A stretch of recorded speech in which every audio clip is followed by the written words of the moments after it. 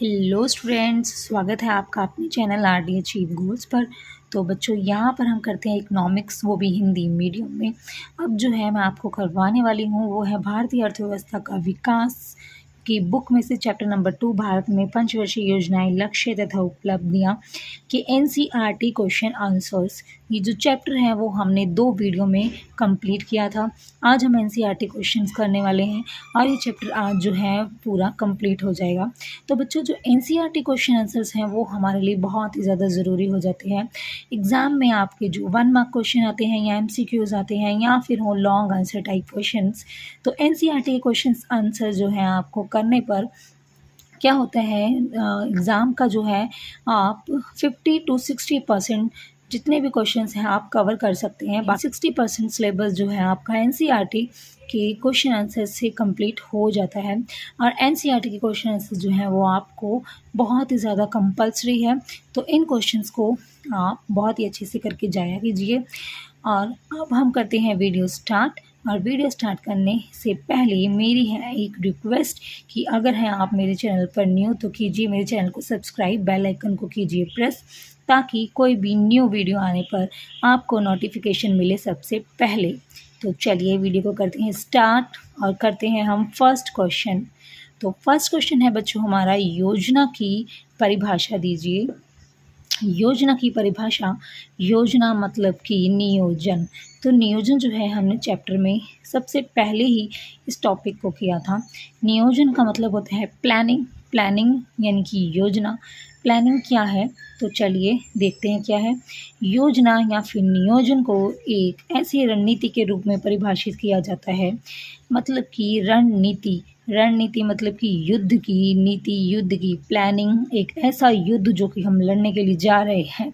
नहीं नहीं नहीं, यहाँ पर हम असली युद्ध की बात नहीं कर रहे हैं। यहाँ पर हम बात कर रहे हैं कि योजना का मतलब होता है एक ऐसी रणनीति, एक ऐसी प्लानिंग जिसके द्वारा देश के जितने भी दुर्लभ संसाधन हैं, दुर्लभ मतलब कि बहुत कम संसाधन जो होते हैं, ठीक है, उनका विभिन्न उपयोगों में बंटवारा इस ढंग से किया जाता है कि एक निर्धारित समय में निश्चित लक्ष्यों के समूह को प्राप्त किया जा सके।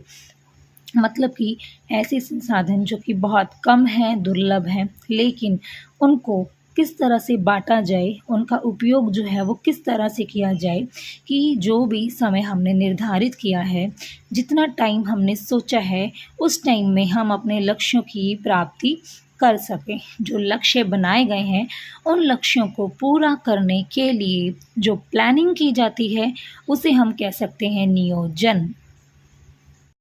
तो चलिए बच्चों, अब हम आते हैं सेकंड क्वेश्चन पर। सेकंड क्वेश्चन है हमारा, भारत ने नियोजन को क्यों चुना। तो ऐसी क्या ज़रूरत थी जो भारत ने प्लानिंग को चुना, नियोजन को चुना। तो जैसा कि बच्चों आप जानते ही हैं, हमने इस चैप्टर में पढ़ा था कि इससे पहले का जो चैप्टर था उसमें हमने पढ़ा था कि अंग्रेज़ों की गुलामी के टाइम पर भारत की जो अर्थव्यवस्था थी वो बहुत ही ज़्यादा पिछड़ चुकी थी। ठीक है, देश में संसाधनों का जो प्रयोग है वो बहुत ही बेढंगे तरीके से उस टाइम पर हो रहा था। तो संसाधनों का प्रयोग सही ढंग से किया जाए, उसके लिए एक प्लानिंग करने की ज़रूरत थी, ताकि जो आर्थिक व्यवस्था है, जो अर्थव्यवस्था है हमारे देश की, उसको हम आगे बढ़ा सकें। तो इसलिए भारत ने नियोजन को चुना है। तो चलिए आंसर में हम देखते हैं। आंसर में क्या है कि भारतीय अर्थव्यवस्था में आर्थिक पिछड़ेपन के दुष्चक्र को तोड़ने के लिए भारी निवेश करने की आवश्यकता थी। मतलब कि भारत की जो अर्थव्यवस्था थी वो बहुत ही ज़्यादा पिछड़ी हुई थी, तो उस अर्थव्यवस्था को आगे बढ़ाने के लिए भारत ने बहुत सारा निवेश किया। ठीक है, बहुत सारी इन्वेस्टमेंट की। स्वतंत्रता के समय भारतीय अर्थव्यवस्था न केवल पिछड़ी हुई थी बल्कि बहुत ही गतिहीन थी। ठीक है, जीडीपी समृद्धि जो थी वो भी बहुत कम थी, क्योंकि उत्पादन जो था वो बहुत ही कम होता था। ठीक है, तो जीडीपी समृद्धि जो थी, कुल उत्पादन जो था, कुल घरेलू उत्पाद जो था वो भी बहुत कम होता था। तो ऐसी अर्थव्यवस्था को पूर्ति और मांग की बाजार शक्तियों पर छोड़ा नहीं जा सकता था। ठीक है, हम ये नहीं सोच सकते थे कि उस टाइम पर जितनी भी पूर्ति है, जितना भी मांग है, चलो देखेंगे अपने आप होता रहेगा। तो ऐसा नहीं किया जा सकता था। सभी संसाधनों को सही ढंग से प्रयोग में लाने की ज़रूरत थी। इसके लिए हमें क्या ज़रूरत थी कि प्लानिंग की जाए, नियोजन किया जाए। तो इसलिए भारत ने आर्थिक नियोजन को अपनाया। चलिए अगले क्वेश्चन पर आते हैं। अगला है हमारा, योजनाओं के लक्ष्य क्यों होने चाहिए। क्वेश्चन नंबर 3 है कि योजनाओं के लक्ष्य क्यों होने चाहिए। तो अगर आप खुद ही सोचिए, आप हैं 12th क्लास में और अगर आपका कोई लक्ष्य ही नहीं होगा तो आप प्लानिंग भी नहीं करेंगे। जैसे कि किसी बच्चे का अगर लक्ष्य कुछ भी नहीं है कि उसका ये है कि सिर्फ पास हो जाएं बस, तो वो अपनी स्टडी के लिए क्या प्लानिंग करेगा, कुछ भी प्लानिंग नहीं करेगा। बस जो इजी टॉपिक्स होंगे उनको थोड़ा बहुत पढ़कर एग्ज़ाम में चला जाएगा और ईज़िली पास भी हो जाएगा। लेकिन जिस बच्चे ने 95% ऐसा कुछ सोच रखा है, ऐसा गोल बनाया हुआ है, ऐसा अपना लक्ष्य बनाया हुआ है, तो वो अपनी स्टडी स्केड्यूल जो है अच्छे से प्लान करेगा। तो यही इस आंसर में है कि कोई भी नियोजन जो है वो लक्ष्यों से रहित नहीं होता है। ठीक है, ऐसी कोई भी प्लानिंग नहीं है जो कि लक्ष्यों से रहित हो, जो कि जिसमें लक्ष्य ना हो। वास्तव में नियोजन जो है वो एक ऐसी रणनीति है, ठीक है, जो नियोजन है वो ऐसी प्लानिंग है जिसके द्वारा यह परिभाषित किया जाता है कि निश्चित लक्ष्यों की प्राप्ति के लिए देश के दुर्लभ संसाधनों का विभिन्न उपयोगों में बंटवारा किस प्रकार किया जाए। कि जो दुर्लभ संसाधन हैं, जो संसाधन बहुत कम हैं बेचारे, उनका उपयोगों में बंटवारा किस प्रकार से किया जाए ताकि जो लक्ष्य हैं उनकी प्राप्ति हो सके। और वो लक्ष्य कौन से होते हैं? वो लक्ष्य होते हैं समृद्धि के, देश की जो अर्थव्यवस्था है उसको बढ़ाया जा सके और साथ ही साथ में सामाजिक न्याय भी जो है वो भी हो सके। तो चलिए क्वेश्चन नंबर 4 पे आते हैं। क्वेश्चन नंबर 4 जो है हमारा वो है, नियोजन उद्देश्य के रूप में समानता के साथ समृद्धि की व्याख्या कीजिए। नियोजन उद्देश्य के रूप में समानता के साथ समृद्धि है, यहाँ पर कि समानता भी है हमारे देश में और साथ ही साथ समृद्धि भी हो रही है। इसकी व्याख्या कीजिए, बताइए कि इसका क्या मतलब है। तो चलिए, इसका मतलब है कि आर्थिक समृद्धि अर्थहीन बनकर रह जाएगी। ठीक है, जितनी भी आर्थिक समृद्धि जो है वो देश में होगी वो बिल्कुल अर्थहीन होगी, बिल्कुल बेकार होगी अगर इसके लाभ समाज के केवल मुट्ठी भर लोगों को ही प्राप्त हो।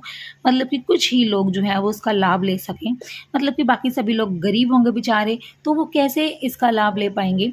कुछ अमीर लोग जो हैं वो तो हर चीज़ का लाभ लेते हैं, तो इसका लाभ भी वो ज़रूर प्राप्त करेंगे। तो ये आर्थिक समृद्धि ऐसी देश में हमने जो सरकार ने है ऐसी आर्थिक समृद्धि तय नहीं किए हैं।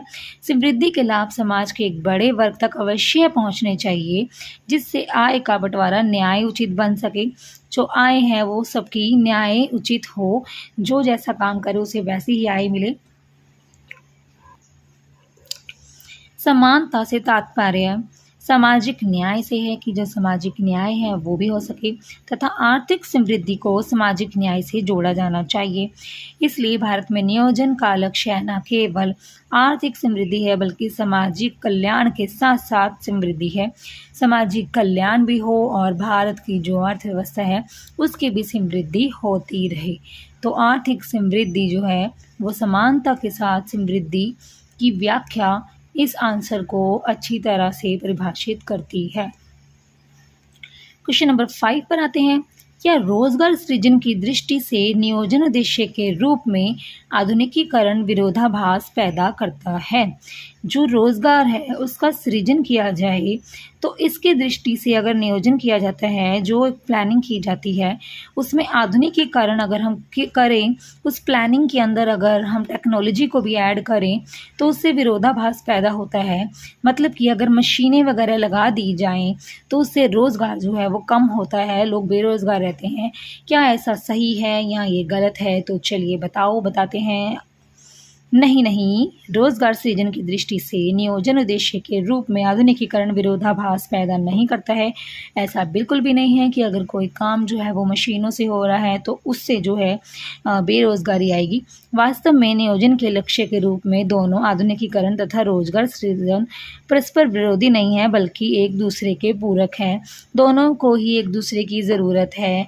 जो एक इंसान है वो बहुत सारा उत्पादन बहुत कम समय में नहीं कर सकता है, और जो एक मशीन बेचारी जो है वो बहुत सारा उत्पादन तो कर सकती है, लेकिन उसे चलाने के लिए तो लोगों की ज़रूरत ही पड़ेगी।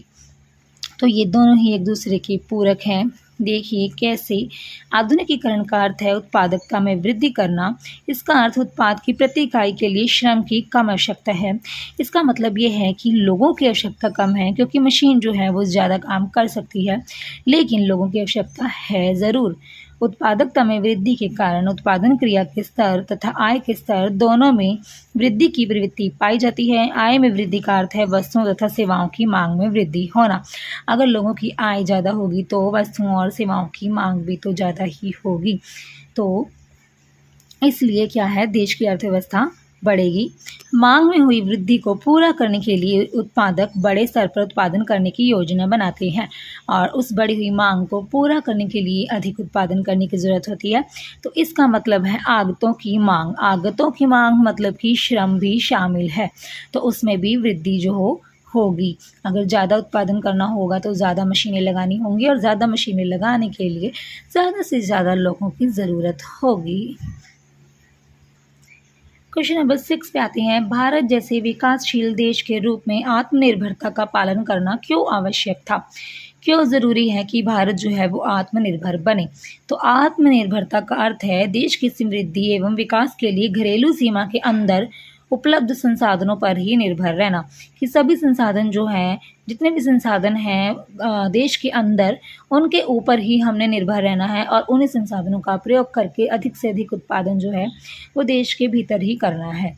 तो इसमें देखते हैं, अधिक विशेष रूप से इसका अर्थ ये है कि विदेशी निवेश या फिर विदेशी सहायता पर गैर निर्भरता, मतलब कि अब उनके ऊपर हमने निर्भर नहीं रहना है। जो विदेशी सहायता है वो हमने नहीं लेनी है, ठीक है। हमारी निर्भरता को कम करने के लिए आवश्यक माना जाता था, क्योंकि अक्सर इसके कारण दाता देशों द्वारा राजनीतिक हस्तक्षेप किया जाता है। क्योंकि जो देश जो हैं हमारी सहायता करते हैं, या जिस भी देश की सहायता करते हैं, फिर वो उस देश में ज़्यादा से ज़्यादा हस्तक्षेप भी करने लग जाते हैं। तो सहायता अक्सर परियोजनाओं और नीतियों से जुड़ी होती है, जैसा कि दाता देशों द्वारा तय किया जाता है। जो नीतियाँ भी बनाई जाती हैं वो भी हमारा दाता देश जो है वही तय करते हैं। दाता देश का मतलब होता है कि जो देश सहायता कर रहे हैं, जो दान कर रहे हैं, जो दे रहे हैं पैसा या कोई भी चीज़। तो इसलिए क्या है, भारत को अपनी नीतियाँ बनानी हैं, ताकि जो भारत है अपनी अर्थव्यवस्था को अच्छा कर सकें। जो दाता देश होते हैं वो अधिकतर अपना ही फ़ायदा सोचेंगे, वो दूसरे देश का फ़ायदा भला क्यों सोचेंगे। तो इसलिए यहाँ पर एग्जाम्पल भी दिया हुआ है, अमेरिका से सहायता का सामान्य अर्थ होगा कि हम अपने रक्षा उपकरणों को केवल अमेरिका से ही खरीदते हैं, भले ही जब हम दूसरे देशों को बेहतर सौदा व्यापार मिलता है। अतः आत्मनिर्भरता पर ध्यान केंद्रित करना आवश्यक है। इसका मतलब ये है कि जितने भी रक्षा उपकरण हैं, जितने भी ये जो फौजी हैं, उनके लिए जो रक्षा उपकरण जो जिनकी ज़रूरत पड़ती है वो केवल अमेरिका से ही खरीदे जाते हैं, भले ही दूसरे देशों से अच्छा सौदा क्यों ना मिले, लेकिन अमेरिका जैसे देशों से ही वो खरीदना पड़ता है। तो इसलिए देश को ज़रूरी है कि वह आत्मनिर्भर बने, ठीक है। तो यही है इस क्वेश्चन का आंसर। तो चलिए, तो यहाँ पर हमारे ख़त्म होते हैं एनसीईआरटी के क्वेश्चन आंसर्स। तो बच्चों, ये 6 क्वेश्चंस थे, इन 6 क्वेश्चंस पर ये फुल चैप्टर जो है फिर से एक बार रिवाइज़ हो चुका है। तो इन क्वेश्चंस को आप बहुत ही अच्छे से समझिए, एक बार दोबारा वीडियो को देखिए अगर ना समझ में आए, और अगर फिर भी कुछ ना समझ में आए तो मुझे एक बार ज़रूर बताइए, और अधिक से अधिक मेरी वीडियो को कीजिए शेयर और लाइक कीजिए, ताकि मेरे चैनल पर सब्सक्राइब का जो एक टारगेट है वो टारगेट है 1K का। फटाफट से 1K टारगेट जो है मेरा पूरा कर दीजिए। मेरी भी जो गोल है 1K का, उसे प्लीज़ पूरा कर दीजिए। और उसके लिए मैंने कुछ नियोजन भी किए हैं, कुछ प्लानिंग भी की है। नहीं, ऐसा कुछ नहीं है। सिर्फ इतना ही है कि आप कीजिए मेरे चैनल को सब्सक्राइब करने के बाद बेल आइकन को कीजिए प्रेस, और वीडियो अच्छा लगा हो तो उसको कीजिए शेयर, like, and goodbye.